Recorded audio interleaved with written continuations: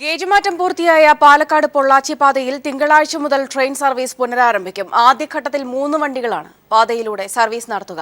Thiruvananthapuram Palakkad Amrita express Pollachi വരെ നീട്ടി. ഏറെക്കാലത്തെ കാത്തിരിപ്പിന് അവസാനമായി.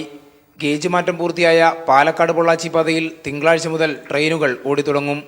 ആദ്യഘട്ടത്തിൽ 3 വണ്ടികളാണ് പാലക്കാട് പൊള്ളാച്ചി പാതയിൽ സർവീസ് നടത്തുക. തിരുച്ചിറപ്പള്ളി പാലക്കാട് പാസഞ്ചറും തിരുച്ചെന്തൂർ പഴനി പാസഞ്ചറും പാലക്കാട് ടൗൺ സ്റ്റേഷനിലേക്കും തിരിച്ചും സർവീസ് നടത്തും. തിങ്കളാഴ്ച പുലർച്ചെ 4:30-ക്കാണ് ആദ്യ സർവീസ്. കൂടാതെ തിരുവനന്തപുരം പാലക്കാട് അമൃത എക്സ്പ്രസ് പൊള്ളാച്ചി വരെ നീട്ടാനും തീരുമാനമായി. നിലവിൽ അമൃത എക്സ്പ്രസ് പകൽ സമയങ്ങളിൽ പാലക്കാട് ടൗൺ സ്റ്റേഷനിൽ നിർത്തിയിടുകയായിരുന്നു. 2008 ഡിസംബർ 10-നാണ് പാലക്കാട് പൊള്ളാച്ചി റെയിൽവേ പാത ഗേജ് മാറ്റത്തിനായി അടച്ചത്. 7 വർഷമാകാൻ ദിവസങ്ങൾ ശേഷിക്കെയാണ് സർവീസ് പുനരാരംഭിക്കുന്നത്.